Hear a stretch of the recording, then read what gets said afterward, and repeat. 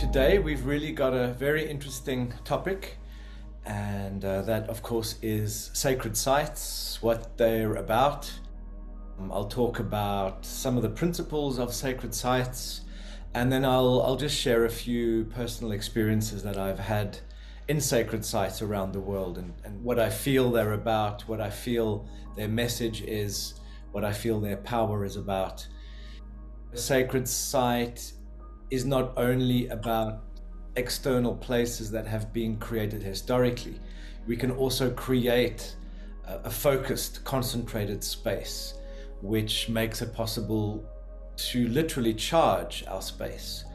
And that's very important because it's actually an aid in our meditation and in our spiritual growth. So we'll start off with a brief visualization just to get us into the right mode, and we'll start off with 20 breaths for that. So that is 1 long breath, 4 short breath, and 4 sets of those.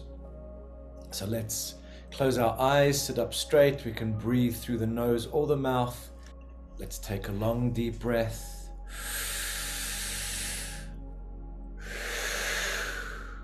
4 short.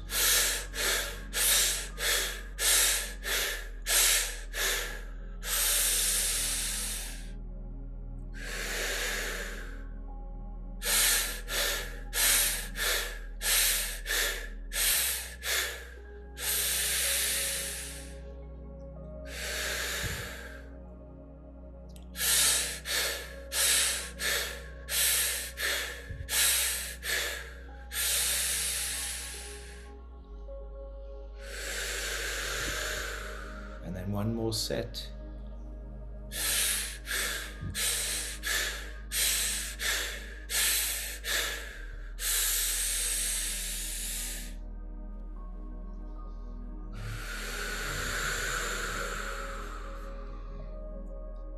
Just settle into this moment, settle into your space. You don't need to do anything, think anything.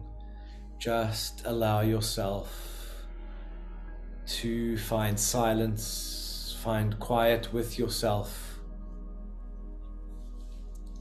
and just feel very safe where you are in the space. Just feel that you can relax your body, relax your mind, and then feel your emotions, prominent emotions of the last while. Feel them, connect to them, and then just let them go so that you can just be fully present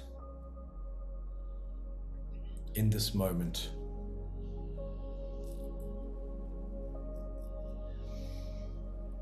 And now we're going to visualize a column of light that moves from above, from the heavens, through your crown, down your spine, and connects you down to the earth below. Whether you're outside, in a home, or in an apartment, just feel that column of light anchoring you, creating a root, a basis for your connection with the earth.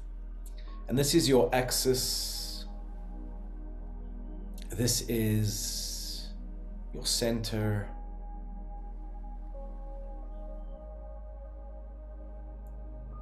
And in this process now, we are with intention, with consciousness, calling in more of this divine energy, this higher frequency, light and love,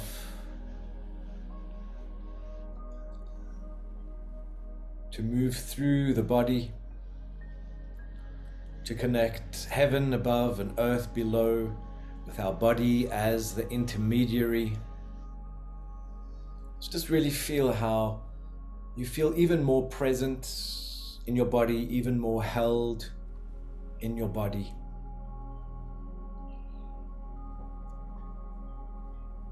And in this way, you're becoming a conductor for higher frequency energies through your consciousness, through your intention, giving permission to call more energy in. You're giving permission to create a special connection with the earth below. You're conducting this energy from above, rooting it into the earth below. And as you do this now, as you sit in this space, you at the same time are radiating more energy. Your aura becomes more powerful, brighter. So get a sense of the vertical axis from heaven to earth, but also get a sense of this sphere of light that you emit, that you radiate. And this isn't just your normal aura. This is more than that. It is the creation of a sacred space. Perhaps you get a sense of expanding this sacred space beyond your aura, your normal radius of light.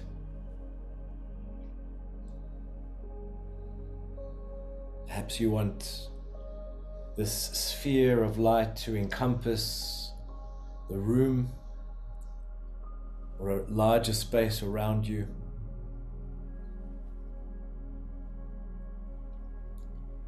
And in so doing, you just feel how the space around you becomes charged with magic, with higher frequency energy.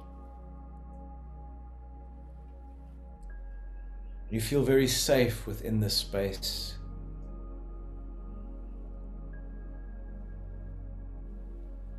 Perhaps as you hold this space, as you sit within this space, you get a sense of what more you could do to ground this energy. Not necessarily now, it could be later, but what you could do in creating your own sacred space. Does that mean creating physical anchors, crystals, lighting candles, delineating the space in some way? That might be where you meditate, or it might even relate to a place that's close by, a place that you know. Get that sense of connecting more to the earth, more to the space either around you or other spaces familiar to you. Connecting to a sense of where the sacredness is possible.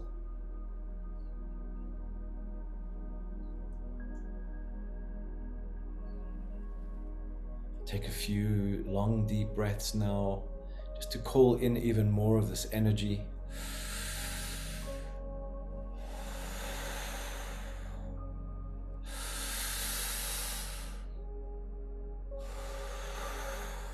And one more.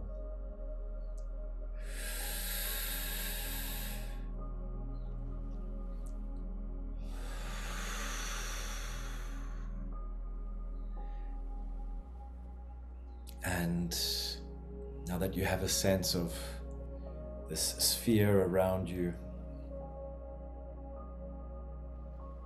see it as having its own inherent color, and call in an even higher frequency now. Call in even more of your soul presence. You might want to take a few deep breaths to help call that energy in.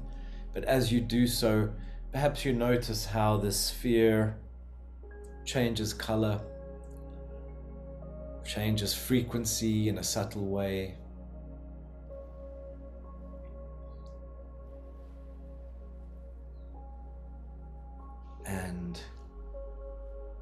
soak this energy up in your body. In this way, you become a magnet not only for magic, miracles and mystery, but you open yourself also to higher spiritual guidance and insight. And this may relate also to having an intuitive sense or a deep knowing of which physical spaces are good for you, which physical spaces uplift you, empower you. So allow guidance in the future, or otherwise allow a insight now as to perhaps where a sacred space may be that's important for you. It may be one you visited, or it may just be a knowing about somewhere. It could be far away, it could be close by, but a place that holds some sort of information for you that can empower you, bring you insight, take you beyond the mundane, can help you resonate more of your soul purpose. And with this knowing, this trust, just take another long deep breath. And when you're ready, wiggle fingers and toes, preparing to come back. And then open your eyes, return, present here.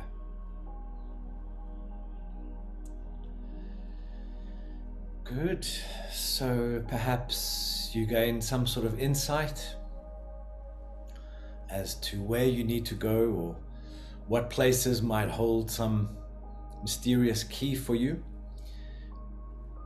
I think one of the key principles of sacred sites, and I'll talk about this more, is it's very much a co-creation between humans and natural places. And of course, we don't need to sort of go to the mountains or go to a spring or a fountain or a river or a forest in order to experience the sacred. But generally what people did in history is they felt a frequency in a place, in nature, in a sacred site, and then they did various things, building temples, churches, charging the space somehow through their constructions in order to enhance and magnify that sacred energy. And of course, we can do that ourselves in our own living space, be that in the city or in an apartment. It also ties in very much with our theme today, which is working with the raw energies of nature to sublimate them, to channel and direct them in the ways that we want. And of course, all sacred structures are working with natural forces to enhance them. And then, very often magnificent human structures have been built up in layers over time in these perceived sacred sites that create further power.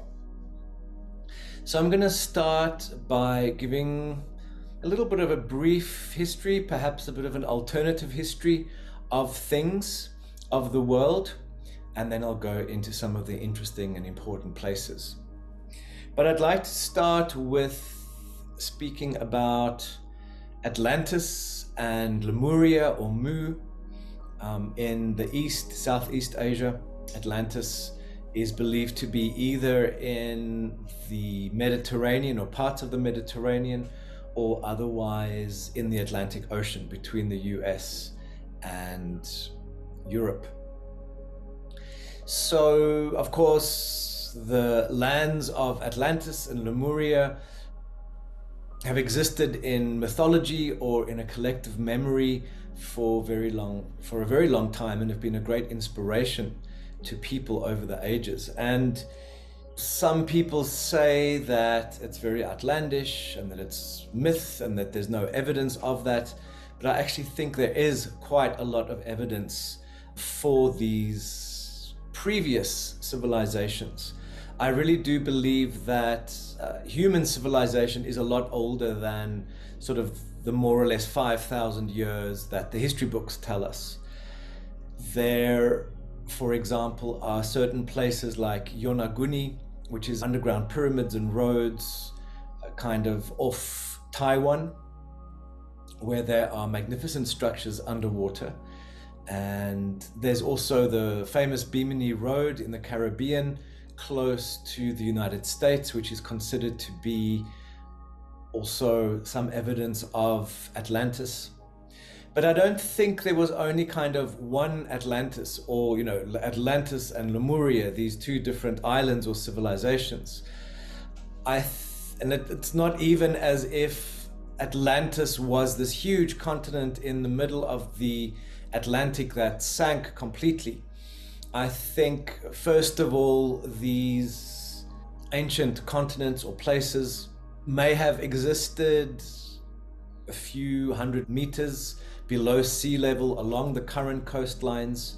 It is known, for example, that there were some massive events about 10,000 BCE where some of the ice caps melted over a very short period of time. And, if you look at maps of the Mediterranean area, and if you reconstruct what the coastline would have been had the water level been just 25 meters lower, there is a lot of land that was lost. And of course, as we know, ancient cities, ancient times, people tended to build along the coastline anyway. So it's not that outlandish to think that this so-called Atlantis was actually just 20 meters or 100 meters below the current sea level, and that of course would have made the outlines of all the coastlines very different. There are off Egypt, there are a few sunken cities where they've discovered a sunken city only a few meters below sea level. And again, that's not necessarily Atlantis itself, but it is kind of an indication of what's possible. There's also Doggerland, which was a continent between the United Kingdom, the islands of the United Kingdom, and the Netherlands and Scandinavia. And there is proof of that continent actually existing up until a few thousand years ago. And that continent was thought to connect the continental Europe with England. And that is only about, I think, 10 to 20 meters below sea level. Archaeologists have actually found underwater wooden structures and also a few statues from Doggerland. That is in the current Dogger Shelf or underwater shelf. So it's very interesting. This Doggerland itself isn't sort of sunk deep in the ocean. It's actually just below the surface, and some interesting finds have been made there, which I find it quite interesting that archaeologists don't really talk about. I think that information is available if you really search, but it's quite interesting that some of these very early civilizations remain hidden or can't be explained, or people don't want to try to explain them because it's considered pseudoscience. The point of this history, or this very brief outline of some possible scenarios relating to a pre-flood history. Of course, the Bible talks about the flood, and Greek mythology talks about the flood in the case of Deucalion and Pyrrha, who had to repopulate the earth. So there are mythological accounts of this flood, and I do think it relates to some sort of big event where a lot of ice melted and other earth upheavals. But I do think that pre-flood civilization was kind of a universal civilization. There was a great connection between the Americas, between Europe, between Asia. The pyramids of Egypt are one of the examples of some of the structures that have survived. Of course, then we've got the pyramids in other parts of the world, in Mexico and Peru, and there are pyramid structures in Asia. Even recently, some archaeologists have said that an underwater pyramid structure was found near the Azores Islands in the Atlantic Ocean. There was some sort of civilization that constructed pyramids. It was probably a seafaring civilization, and there were certain building methods that a lot of these civilizations shared. And one of the most telltale structural or architectural features was the polygonal stonework. So these megaliths were massive stones that had many angles, many corners, many sides, and were largely actually or supposedly used to resist earthquakes and earth tremors. And the famous examples are in Peru, several different places in Peru. You've got these polygonal structures. And then in Italy, you've got structures that are very similar to the ones in Peru, in Alatri, and Frosinone, a region very close to Rome. And then you've also actually in Japan got massive megaliths that are also polygonal in nature, that later castles were built on top of. But there's no real records of these polygonal structures and how these polygonal structures were made by the Japanese. Another very interesting thing about Japan is you've got these massive mounds, burial mounds of emperors all over the country that have never been excavated. And the given reason is that these are sacred to the Japanese because they're burial sites of the emperors who are considered to be direct descendants of the sun goddess Amaterasu. And I respect that sacredness, but I do find it interesting that these massive mounds have been sort of kept off limits to archaeologists. So there are interesting things also, happening in Japan. We know the Japanese civilization and culture of the last 1,500 years, more or less, that are present in records. But despite a lot of archaeological evidence of a previous civilization, that also hasn't been explored. So these places are still shrouded in mystery, many of these places. Archaeologists don't really understand how the blocks of, the pyramids in Peru or the structures of Machu Picchu were moved, how the megaliths of Stonehenge were put into place. A lot of those stones came from 20 to 100 kilometers away, and explanations are that they used boats or that they sort of dragged these stones along rollers, tree trunks that acted as rollers. But it's pretty improbable that they could have done that. So there are some theories that some of these very big blocks were actually moved using energy from ley lines, using levitation techniques. The other mystery about these polygonal stones is that they fit together absolutely perfectly. So you've got these very complex stones carved into polygons, and then several of these polygons fit together absolutely perfectly. So the explanation given is that this was done for stability, during earthquakes, and that's a fair enough explanation. But it took an incredible amount of effort and some very interesting technologies would have been necessary to be able to reach that level of perfection in the carving. So it kind of is a mystery as to how this was done. And again, just to go back, it's interesting that these polygonal structures are present in different places all over the world. Some of them submerged, some of them above water. Some of them were subsequently added to with, new structures added on later. And that has caused modern archaeologists just to explain away certain things. Like in the case of the polygonal, very Peruvian-like structures in Frosinone in Italy, sort of just saying, well, they are Roman because look, there's a Roman temple standing on top. And in the case of Japan, this is 13th century Japanese because look, there's a wooden castle standing on top of that stone structure.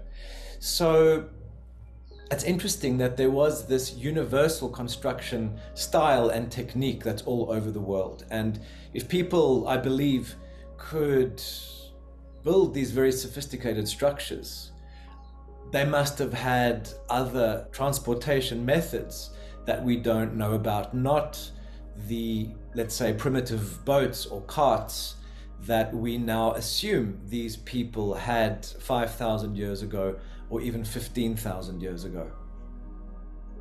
So that's kind of a little bit of conjecture, speculation, but that is, some of these civilizations have lived on in the popular memory, and through myth they have remained alive. But then of course there are these archaeological examples. Just another brief point as to why perhaps archaeologists, maybe in the past to a large extent, haven't wanted to move our timeline back beyond, let's say, 5,000 or 7,000 years ago, of course, is because of religion. So, in the 19th century, when archaeology started in Western Europe, the belief systems of the archaeologists were still very much based in Christianity, and the timeline of how old Christianity was and how old Israel before Christianity was. And the same goes for archaeology in Egypt, for example, where many of the archaeologists are Islamic. And of course, there is a certain Muslim timeline as to how old the world is. So whether it's a conscious decision or an unconscious decision, a lot of these archaeologists don't want to sort of question the timelines of where humanity started or what existed before the said religions. Of course, my deeper belief around all of this, and this relates also to modern scientific archaeologists, as to why they don't want us to believe that human civilization is older than 5,000 years, is of course because we're very much entrenched in a certain narrative of what history is. And if we start to find evidence or believe that there was an Atlantis, for example, that makes us question also our own sense of limitation and our own sense of civilizational limitation.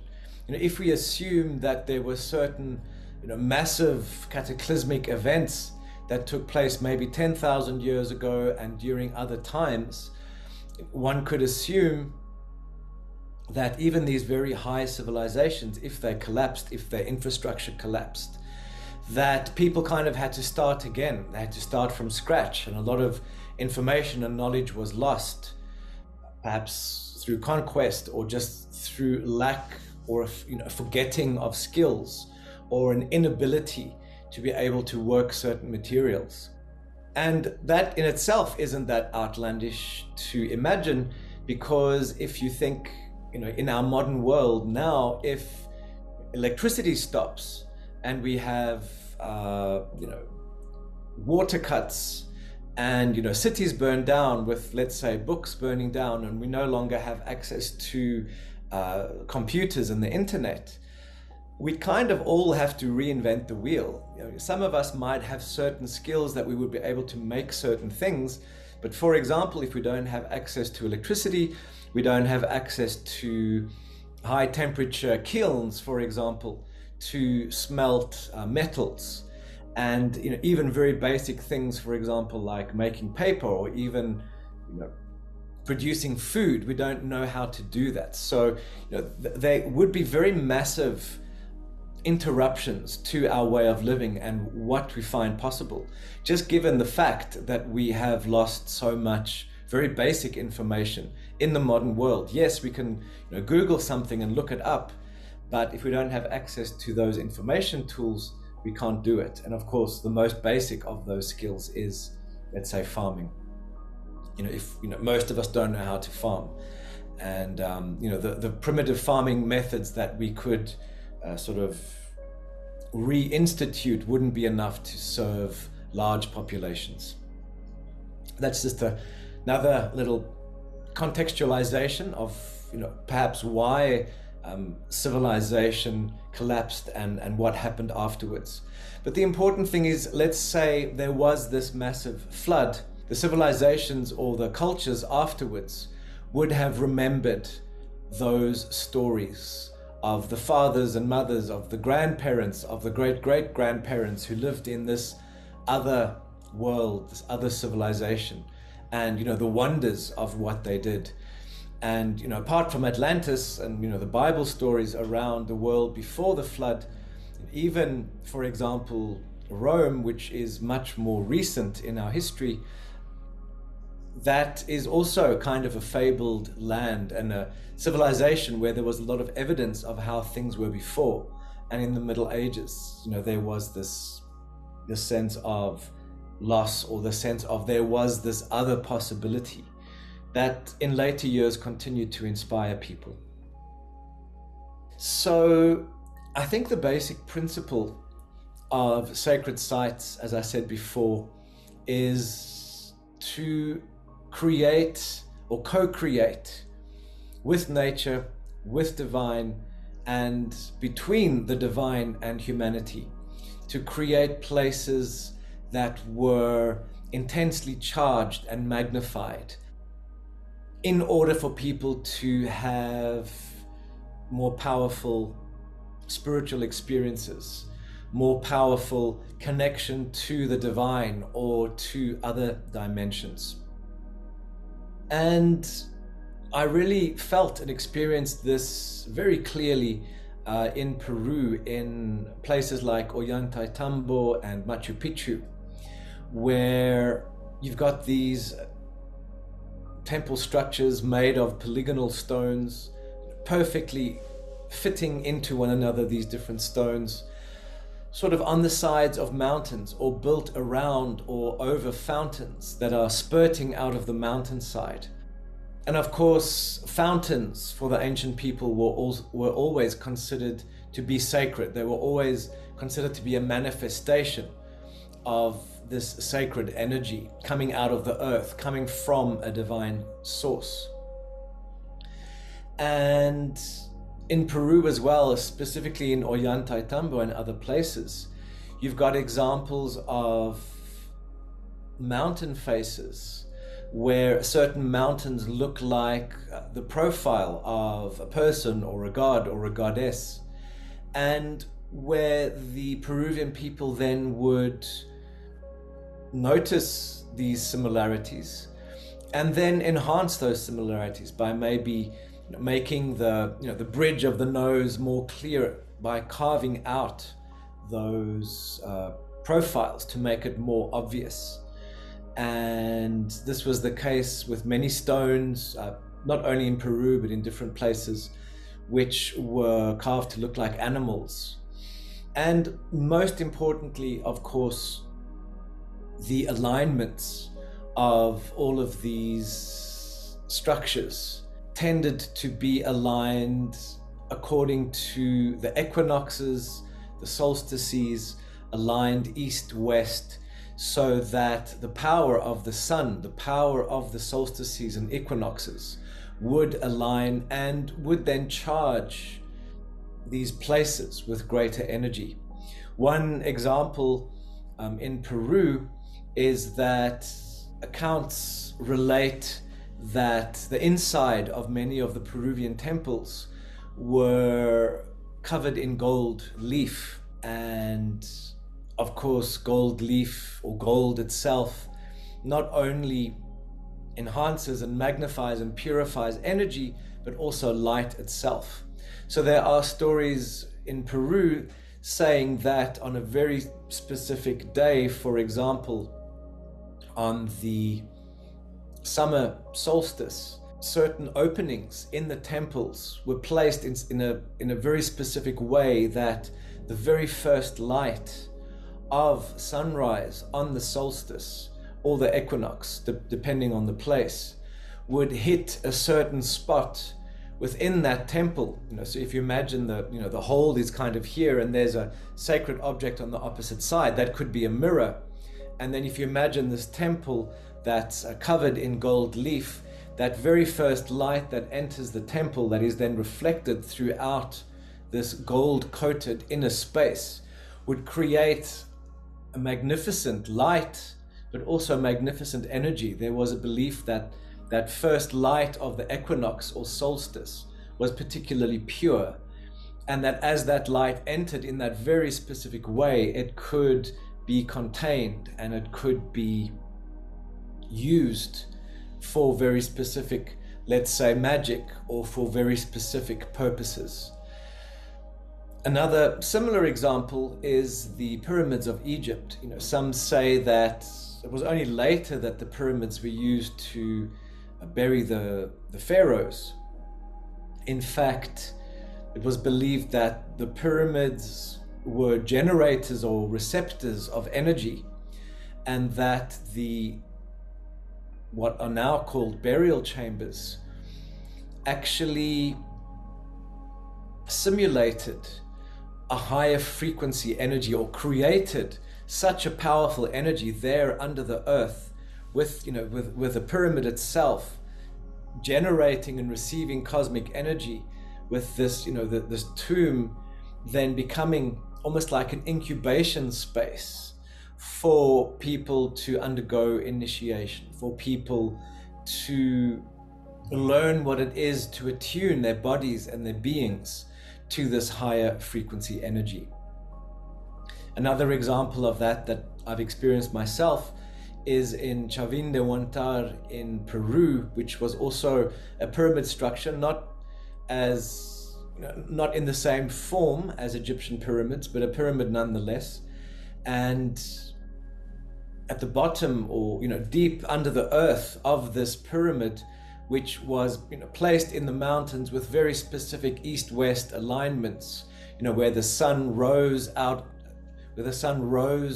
a certain point in the mountains, hit the pyramid, and where the sun set obviously on the opposite side, also with a very specific configuration or relationship between the sun, the pyramid, and the mountain behind which the sun set. So those alignments had certain energies in themselves. But then within the pyramid, there were very interesting labyrinths. And in the middle of that pyramid, there was a stone column that was carved with images of the San Pedro cactus, or the god of the San Pedro cactus, in the middle of that labyrinth. And that for me is an example of initiation chambers, also in that Chavin de Huantar culture, which was the first culture that existed in Peru. And some archaeologists say that this culture is about 3,000 to 4,000 years old, but it's very often difficult to date structures using carbon dating, for example. Carbon dating can be done relating to organic substances or certain other evidence around the structure, which makes it difficult to ascertain exactly. So another example of, let's say, discrepancy in timelines is the Egyptian pyramids of Giza, which are actually aligned, or I think they're aligned according to Sirius, and certain places where Sirius would have risen and set at different times of the year. And given that dating, which relates to the very complex angles of the pyramid face itself, as well as a very specific chamber, archaeologists call it a ventilation chamber, but there's a let's say a vent going from the face of the pyramid down into the burial chamber, which is at a very specific angle, and that is believed that that angle would have allowed either light of the sun or a vision of Sirius to take place at very specific times.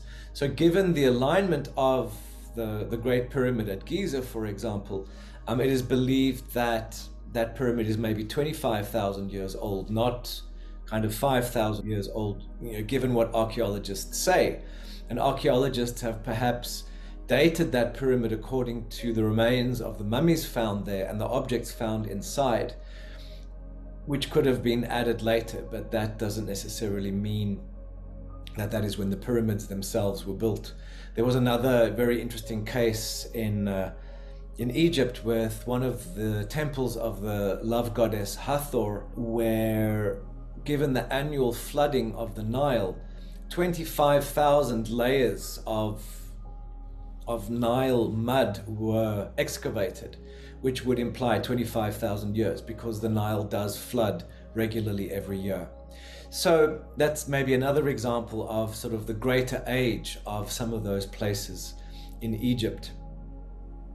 So a lot of these ancient structures were built to either align with the solstices, to align with the directions, especially, the entrances were usually in the east where the sun rises, which represents rebirth or birth. And on the opposite side at the west, there would be the altar or an inner sanctum, which receives that light from the east, but then which also represents death and the opportunity for rebirth. And the west represents death itself. It's where the sun sets, where the day goes into the night, where, also symbolically speaking, the waning sun takes the world into winter.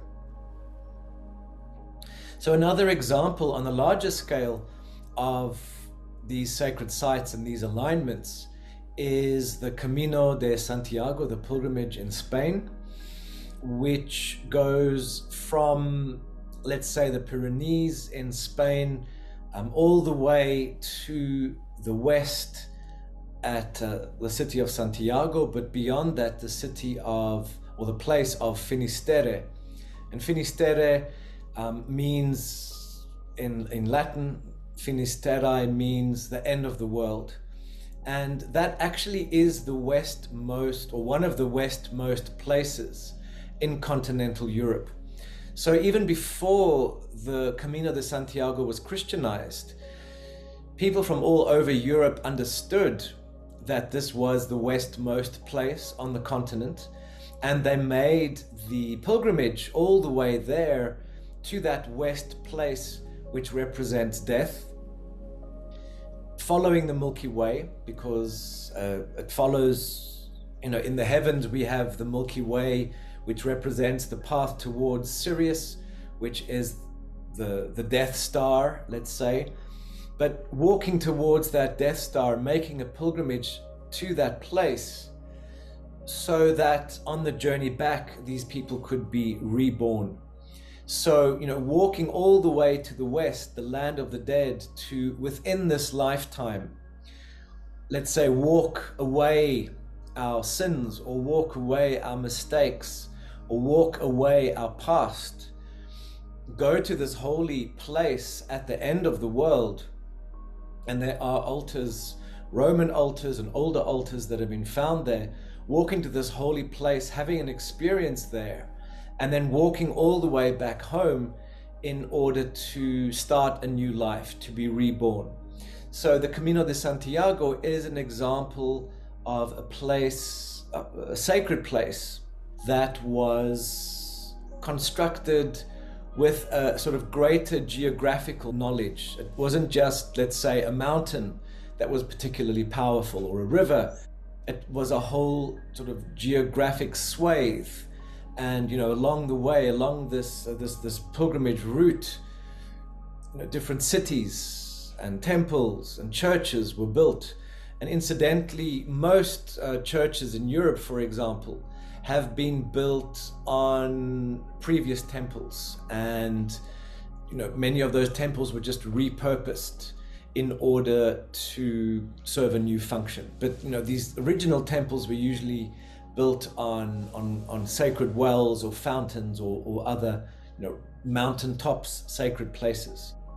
Other examples of those are the line of St. Michael, which runs from sort of the south of Britain through France, Mont Saint-Michel, to the sanctuary of San Michele in Italy, and all the way down into Greece.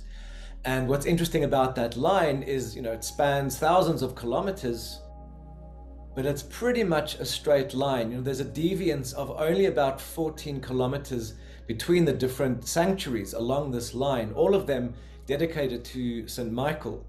So again, there has to have been a higher understanding of the geography in order to make these alignments possible.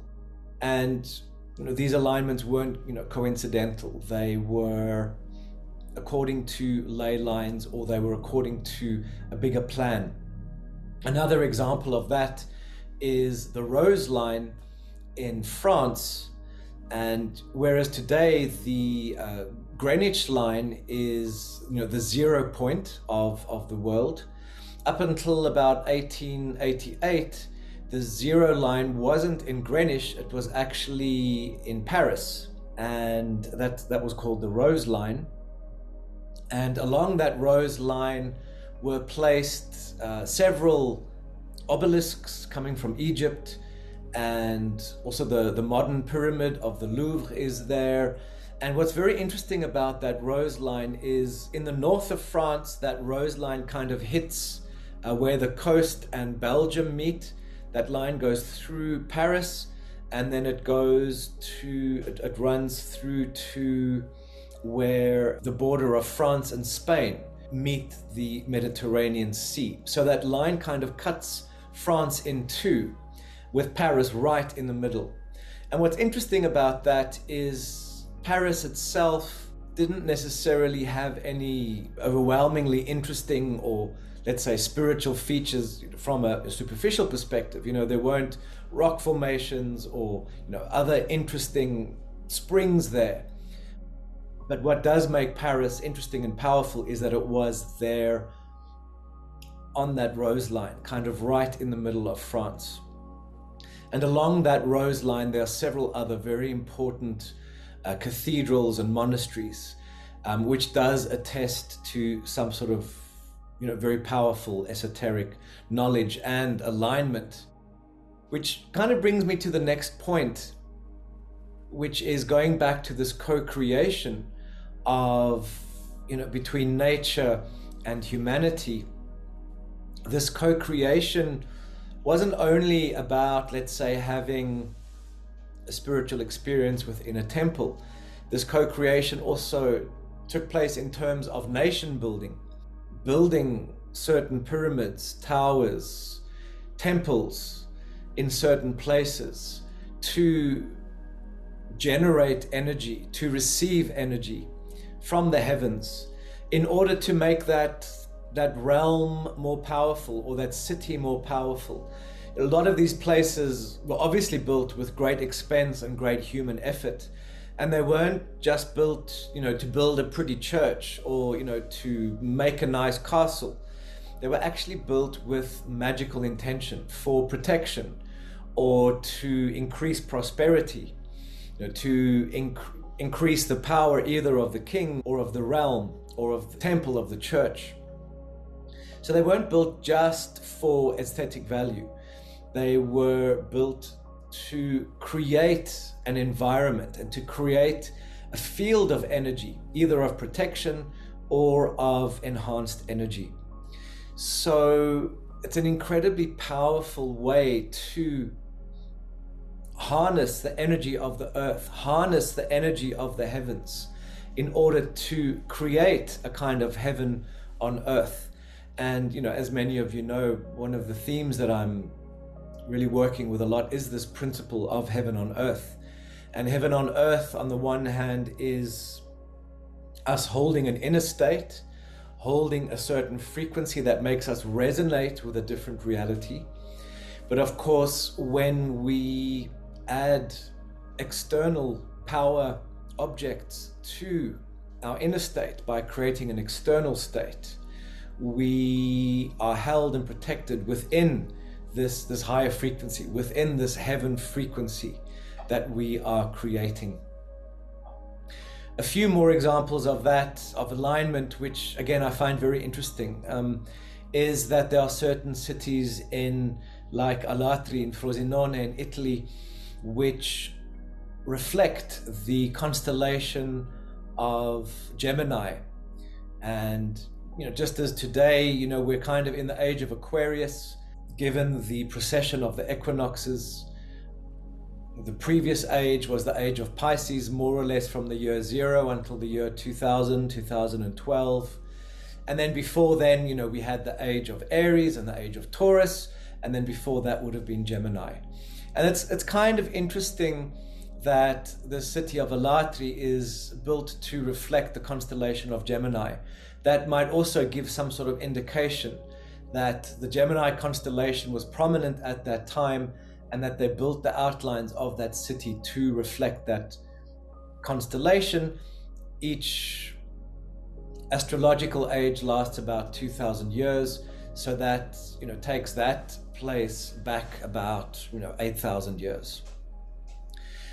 So this is obviously a very vast topic. We're kind of running out of time. I didn't cover all the things, and I think next time I'll continue on this theme and I'll talk more about how we can create our own spaces. I'll speak about a few more examples that are interesting, but I'll talk more about how we can create our own sacred spaces, not only with, let's say, an altar, or not only with having a room that's sacred to us, but working with charging, let's say, crystals, or charging sacred objects in order to create a space that resonates an external frequency, so that we can enter that place and really experience it and really feel the support of that external space.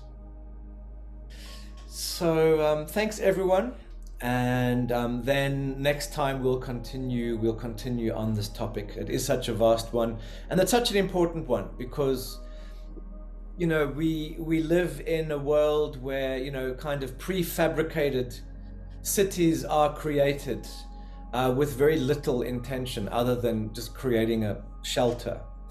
And I think this return to intentionality in the spaces that we create allow us to ground magic back into our world, and therefore to manifest better, to create higher, more elevated daily states of consciousness and connection. So thank you, have a lovely time, and we'll be in touch again soon. Bye-bye.